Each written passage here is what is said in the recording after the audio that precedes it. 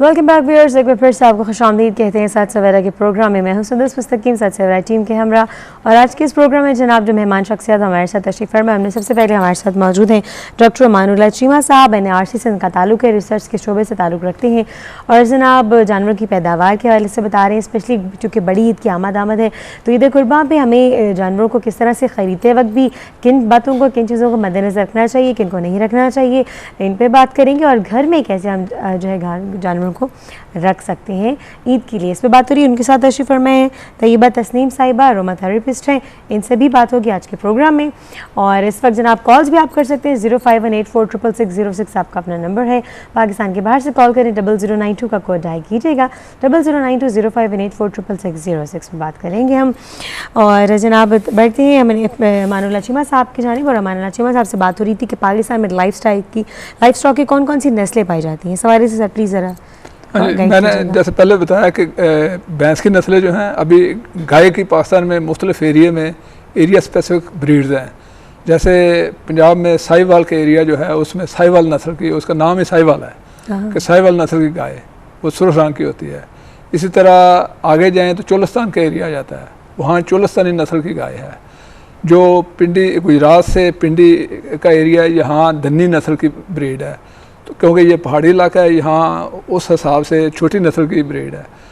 आगे सिंध में जाएँ तो सिंध की जो सबसे अच्छी नस्ल है वो रेड सिंधी है, और बलूचिस्तान में दाजल नस्ल की भी पाई जाती है। जो है खैबर पख्तूनख्वा, इसमें अच्छाई नस्ल की गाय है, जो पहाड़ी इलाकों में बिल्कुल छोटी कद है, थोड़ा वज़न है, तकरीबन 150 किलो की वो गाय होती है। वो चराई के लिए ऊपर पहाड़ों पर चली जाती है, और लेकिन दूध की पैदावार उस हिसाब से फिर कम होती है। चलिए सर, इसमें मज़ीद बात करते हैं। लाइन पर कॉलर हमारे साथ हैं, देखते हैं वो आपसे क्या जनाब पे आप पूछना चाहेंगे। हेलो, अस्सलाम वालेकुम। अस्सलाम वालेकुम। वालेकुम सलाम। कौन साहब, कहाँ से बात कर रहे हैं? अली बात कर रहा हूँ हंगू से। जी अली साहब हंगू से हमारे साथ हैं। अली, क्या कहना चाहेंगे आप? जी है, मुझे डॉक्टर साहब से सवाल करना था कि हमारे घर में भैंस है 5, तो ऐसा है कि इनकी चारे के लिए अब मौसम भी तब्दील हो रहा है, बारिश भी हो रही है, तो बीमारी भी अब लगने वाली है, क्योंकि बीमार हो गए, तो उनकी चारे के लिए ज़रा मुझे गाइड कर लें। अच्छा, कि किस तरह से उनको लुक आफ्टर करना चाहिए बदलते हुए मौसमों के लिहाज से। बहुत शुक्रिया अली कॉल करने का। आपको डॉक्टर साहब सभी पूछ कर बैठे थे। जी डॉक्टर साहब, 5 उनके घर में भैंसें, और बदलते हुए मौसमों के लिहाज से किस तरह से?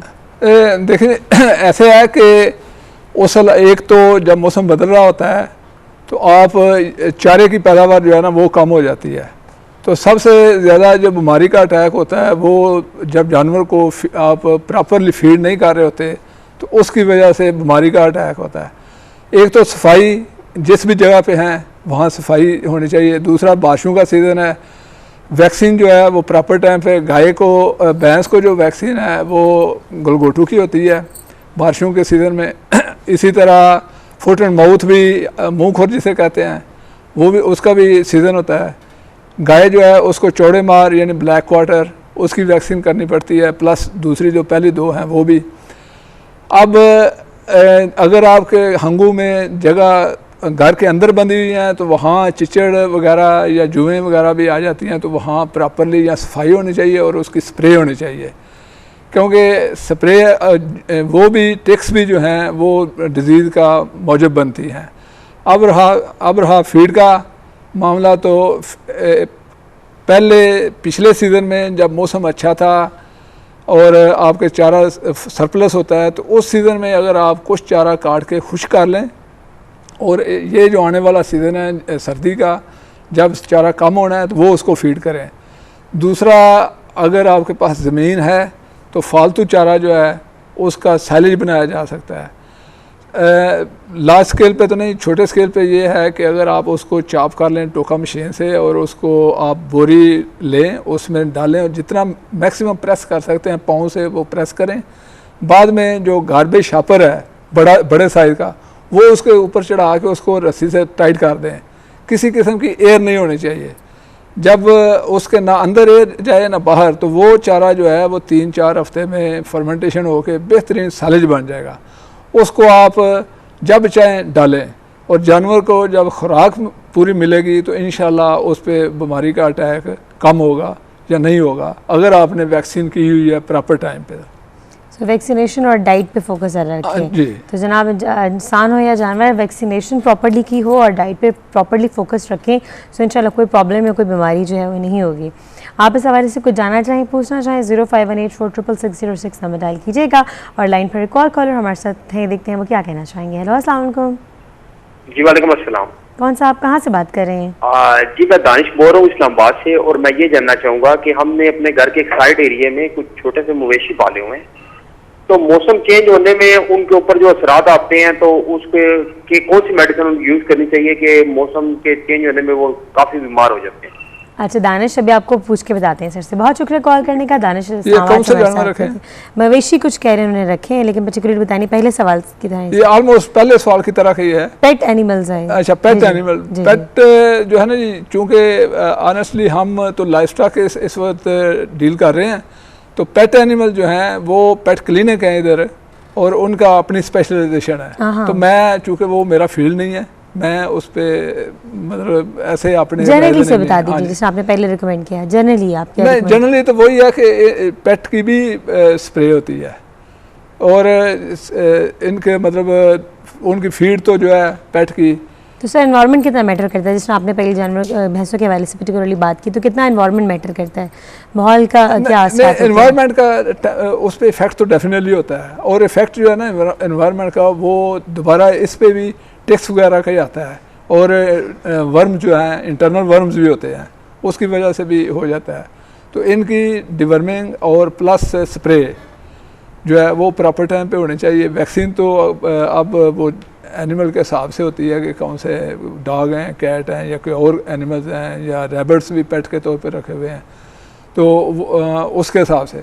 लेकिन अगर फीडिंग प्रॉपर है तो फिर अगर वैक्सीन जो है वो प्रॉपर टाइम पे, और उनकी स्प्रे और डिवर्मिंग वो होनी चाहिए, क्योंकि बाज़ दफ़ा अंदर वर्म्स होते हैं, और उनके लिए, उनकी वजह से भी बीमारी आती है जानवर, क्योंकि जो जानवर खुराक खा रहा है वो उसको प्रॉपरली डाइजेस्ट नहीं कर रहा, या उसका जो है मेजर पोर्शन वो वर्म ले जाते हैं, तो डिवर्मिंग भी। लेकिन फिर भी मैं सजेस्ट करूँगा इन पे कि डिफरेंट पेट क्लिनिक हैं, उनसे रब्ता करें। ठीक, तो आपने अपने घर के आसपास डिफरेंट पेट क्लिनिक्स हैं, जो वेटनरी हॉस्पिटल्स और क्लिनिक्स हैं, इस्लामाबाद में भी मौजूद हैं, जी आप उनको विजिट कीजिएगा। और चाहे मामला इंसान की सेहत का हो, जानवर की सेहत का, जानदार तो बाहर आ रहा है, इजी बिल्कुल नहीं लेना चाहिए, और ज़रा से आपको प्रॉब्लम देखें, साथ ही अपने वेटनरी डॉक्टर्स को जो है वो विजिट ज़रूर कीजिएगा, और वैक्सीनेशन और डाइट का ख्याल, जिस तरह के डॉक्टर साहब ने फरमाया, वो ख्याल ज़रूर रखिएगा। सर भैंसों के वाले से बात हो रही थी, सो दूध देने वाले जानवरों की जो देखभाल, मतलब कुछ ज़रा ज़्यादा इंपॉर्टेंस के हामिल होते हैं, क्योंकि वो जानवर, उनकी देखभाल के हवाले से किन बातों को मद्देनजर रखना चाहिए? देखिए, दूध देने वाला पहला सबसे जो है ना, आजकल चूँकि खुराक तकरीबन 60% कास्ट जो है वो खुराक की है डेयरी फार्मिंग में, और दूध के लिए अब इकनॉमिक्स जब हम कैलकुलेट करते हैं, तो कोई जानवर, भैंस या गाय जो 10 लीटर से कम दूध दे रही है वो इकनॉमिकल नहीं है। तो सबसे पहला तो ये है कि जो भी हमने दूध के लिए जानवर रखे हुए हैं, उनकी प्रोडक्शन कम से कम 10-12 लीटर योमिया, यानी कि 24 आवर में, वो इससे ज़्यादा होनी चाहिए। इससे थोड़े वाला, क्योंकि गांव में तो ये होता है कि हम अपनी पर्सनल लेबर जो है उसको नहीं कैलकुलेट करते, जो सोर्सेज हैं वो घास चारा खा लेते हैं। अच्छा, कॉलर को एक देखते हैं, फिर आपसे बात करते हैं इनकी देखभाल के हवाले से क्या करना चाहिए। लाइन पर कॉलर हमारे साथ है। हेलो, अस्सलाम वालेकुम। वालेकुम सलाम। कौन बात कर रही हैं, कहाँ से बात कर रही हैं? जी मैं नवीदा बात कर रही हूँ, बहावलपुर से। नवीदा भावलपुर से। नवीदा, भावलपुर का मौसम कैसा है? क्योंकि माहौल के हवाले से कुछ बात करें, मौसम कैसा है इस वक्त भावलपुर का? जी जी बहुत अच्छा है, सही बहुत अच्छा मौसम है। अच्छा, तो आप एंजॉय कर रही हैं मौसम को? जी जी। अच्छा, तो नवीदा क्या जी जी मैं अमानत प्लस आपसे एक सवाल करना चाह रही जी, हूँ। प्लीज पूछेगा। जी हम लोग यहाँ पे बहावलपुर में हम लोग काश्तकारी का जो है वो हम करते हैं। हाँ, तो अब हम लोग मवेशी रख के, तो हम लोग उस जो है वो लाइफ स्टॉक की जो बात ही कर रहे हैं, तो हम घर में मवेशी रख के और हम लोग अपनी जो गुर्बत है उसको खत्म करके, और हम वो शोभा हम इख्तियार करना चाह रहे हैं। सो आपने कौन से मवेशी रखे हुए हैं? जी हमारे पास भैंसें भी हैं और गाय भी है। भैंसे भी है और गाय भी है। तो आपका क्वेश्चन क्या है माय डियर, क्या पूछना चाह रही हैं? जी हम इनसे थोड़ी सी वो लेना चाह रहे हैं, रहनुमाई लेना चाह रहे हैं कि हम किस तरह मईशत जो है उसमें अपने घर की मईशत को, अपने घर हैं। की, हाँ, अपने फाइनेंशियल स्टेटस को किस तरह से इम्प्रूव कर सकते हैं, ये जानवर घर में जी, रखकर उनसे किस जी। तरह से फ़ायदा हासिल कर सकते हैं। ठीक है, बहुत शुक्रिया, thank you so much call करने का। नविदा साहिवाल से थी, वो मतलब पूछ रही थी कि जानवरों को किस तरह बेहतरीन यूटिलाइजेशन हो जी, सकती है। मैं जैसे पहले जो बात कर रहा था ये ऑलमोस्ट उससे रिलेटेड ही है कि जानवर जो भी घर में रखे जाएं उनकी पैदावारी सलाहियत कम से कम 10-12 लीटर पर डे हो। अब अगर इन्होंने जानवर अच्छे रखे हुए हैं, गाय या भैंस, तो इसका मतलब अगर वो 3 भैंसें हैं, 1 गाय है, तो इसका मतलब 40 से 45 लीटर दूध इनको मिलना चाहिए। जी। अगर वो दूध इस वक्त दूध दे रही हैं, अगर दूध नहीं दे रही हैं तो प्रेगनेंट है, बच्चा मतलब जब देंगी तो तब वो, लेकिन आजकल चूँकि सीज़न है, बच्चे मतलब मोस्टली गाय जो भैंसें जो हैं वो आजकल बच्चे देती हैं ये जो जुलाई अगस्त सितंबर में। तो वो दूध, अब अगर फ़र्ज़ किया कि वो भैंस इससे कम दूध दे रही है तो ये नहीं मैं कहूँगा कि इसको फौरी तौर पर रिप्लेस कर दें, लेकिन उसकी जब ब्रीडिंग का सीज़न होता है वो एक अच्छे जानवर से, या जब उसको अगर एआई करवानी है तो अच्छी नस्ल के बुल के सीमन से एआई करवाएं ताकि आइंदा आने वाली बच्चियां जो हैं वो अच्छा दूध दें। और दूसरा जो है उनकी खुराक का, क्योंकि नॉर्मली हम क्या करते हैं कि जो भी थोड़ा बहुत घास फूस होता है वो हम उसके आगे डाल देते हैं, कहते हैं जी हमें पूरा दूध नहीं। जानवर का प्रोडक्शन पोटेंशियल होता है और अक्सर हमने देखा है कि जानवर 14-15 लीटर तक उसका पोटेंशियल, लेकिन उसको उसकी रिक्वायरमेंट के मुताबिक खुराक नहीं दी जाती। तो एक तो यह है कि सब्ज़ चारा उसको पेट भर के दें जितना वो खा सके। नॉर्मली 40 से 50 किलो जानवर जो है एक वो चारा खा लेता है। उसके बाद कितने टाइम में? पूरे 24 घंटे में 24 घंटे में 40 से 50 किलो सब्ज़ चारा खा लेता है। अच्छा, उसके अलावा जो दूध देने वाला जानवर है उसको वंडा जिसे बोलते हैं वो आप खल दे लें, चोखर है या और आपके एरिए में जो भी चीज़ मिलती है उसको हर 3 किलो के बदले, 3 लीटर दूध के बदले 1 किलो वंडा, यानी कि अगर 12 लीटर दूध दे रही है तो उसको 4 लीटर वंडा जो है वो 4 किलो वंडा वो मिलना चाहिए। अगर 16 लीटर दे रही है तो उसको 5, क्योंकि एक चारा होता है जो जानवर की बॉडी मेंटेनेंस के लिए है, दूसरा है जो उसने प्रोडक्शन के लिए यूज़ करना है। तो जितनी प्रोडक्शन बढ़ेगी उतना जानवर की ज़रूरत ज़्यादा होगी। अब आपने कहा कि घर की हम इनकम कैसे, जो बच्चे हैं उनकी भी देखभाल उतनी ही ज़रूरी है, क्योंकि अक्सर ये होता है कि बच्चों को शुरू में दूध नहीं पिलाते और बच्चे जो हैं वो कमज़ोर हो जाते हैं और बीमारी का अटैक आता है और वो मर जाते हैं। तो बच्चों को एक तो पहली चीज़ कि जब भैंस या गाय बच्चा देती है उसको आधे घंटे के अंदर अंदर पहला दूध ज़रूर पिलाएं, क्योंकि उसके पेट के अंदर जो उसकी इंटेस्टाइन है, जो उसका मैदा है, उसमें अल्लाह ताला ने यह खासियत रखी है कि दूध जो है पहला वो वैक्सीन का काम करता है। उसमें वो चीज़ें हैं जो बीमारी के ख़िलाफ़ कुव्वत मदाफ़त पैदा करती हैं। तो जब हम पहला दूध पिलाते हैं तो बच्चा जो है उसमें कुव्वत मदाफ़त पैदा होती है। अक्सर देखा गया है कि लोग बच्चे को देखते हैं जी जब तक वो प्लेसेंटा यानी जोर नहीं फेंकता उस वक्त आप दूध नहीं पिलाते और उसमें 10-12 घंटे लग जाते हैं। अब इस पीरियड में बच्चा जो है वो एनवायरनमेंट से जरासीम लेता है, वो ज़मीन पे मुंह लगाता है। डेफिनेटली जहाँ गाय भैंस है वो नीचे उसका गोबर होगा, गोबर में वर्म से अंडे होते हैं। जब बच्चा उसको मुंह लगाता है तो वो चीज़ें वो सक करता है तो उसमें वो जाते हैं। तो इस हवाले से आपसे बात करते हैं कि क्या इसका तरीके का सोल्यूशन होना चाहिए। लाइन पर कॉलर हमारे साथ है, उनको देखते हैं कौन हमारे साथ लाइन पर है। अस्सलाम वालेकुम। वालेकुम सलाम जी, कौन सा आप कहाँ से बात कर रहे हैं? मैं गुल खान बोल रहा हूँ मर्दान से। जी गुल, क्या कहना चाहेंगे आप? मैं डॉक्टर साहब से एक क्वेश्चन करना चाहूँगा। जी पूछिएगा। कि ऐसा है कि ये मौसम जैसे चेंज हुआ है तो हमारे जितने माल मवेशी थे वो 35 से 37 किलो एक भैंस दूध दिया करती थी, लेकिन अब वो चारा भी ज़्यादा खाने लग गई हैं और दूध की वो भी कम होने लग गई है। ये पिछले कुछ 1.5 माह से ऐसा हो रहा है। 1.5 माह से खाना भी कम खा रही हैं और चारा वगैरह भी कम चारा वगैरह ज़्यादा कंज्यूम करने लगी, ज़्यादा खा रही हैं। जी। तो ये आपको प्रॉब्लम हो रही है कि मतलब चारा और ज़्यादा खा रही तो आपकी जेब पे थोड़ा खर्चा पड़ेगी, मसला है? नहीं तो उसने बच्चा कब का दिया हुआ है? गुल आप चले गए हैं, लाइन पर अभी हमारे साथ मौजूद हैं, कॉल ड्रॉप हो गई। अच्छा, सर वो इसमें ऐसे होता है कि अब जो जानवर पहले दूध दे रहा है, क्योंकि जानवर जब बच्चा देता है उसके 1 महीने तक बाद जानवर मैक्सिमम प्रोडक्शन पे आ जाता है और फिर 3-4 महीने उसकी मैक्सिमम प्रोडक्शन पीरियड होता है।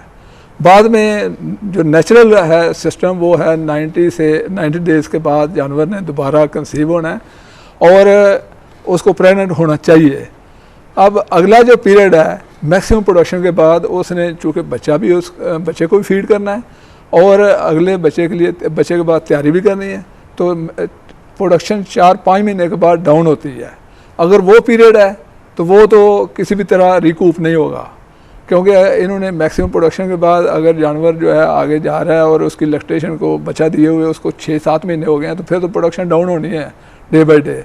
और एंड पे 60 डेज़ अगला बच्चा आने से पहले इनको जानवर को वैसे ड्राई करना चाहिए, क्योंकि बाद लोग ये करते हैं कि बच्चे वो दूध निकालते रहते हैं और कहते हैं जी कल हमने शाम को दूध निकाला है और सुबह बच्चा दे दिया।